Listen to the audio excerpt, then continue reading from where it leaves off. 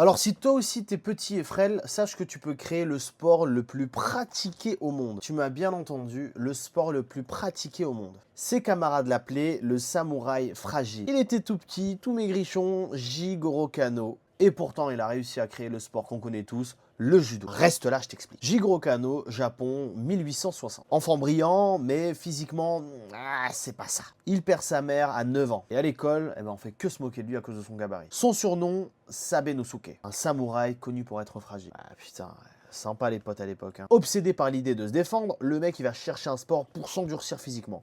Il teste le tennis, le baseball, mais y a rien qui fonctionne. Puis, il va découvrir le jujitsu. Et là, c'est la révélation. Mais jujitsu à l'époque, c'est brutal, dangereux et même parfois mortel. À l'époque, il n'y a aucun cadre pédagogique. Mais alors, rien. Et là, l'anecdote qui va venir tout changer. Un jour d'hiver, Kano observe un cerisier sous la neige. Les grosses branches se cassent, mais les branches souples se plient et se libèrent. Et là, le mec, il en arrive à la conclusion que la souplesse bat la force. Et là, le concept du judo est né. 1882, il a 22 ans et il va venir ouvrir le Kodokan à Tokyo. 12 tapis, 9 élèves et c'est tout, khalas. Et aujourd'hui, on a plus de 50 millions de personnes qui pratiquent le judo dans plus de 200 pays différents. Sport olympique depuis 1964, l'un des arts martiaux les plus populaires du monde. Tout ça est parti d'un enfant moqué à l'école qui a refusé de rester faible. Bon, si ça t'inspire pas à faire de grandes choses, mon pote, moi je peux plus rien faire pour toi. Bref, allez, abonne-toi.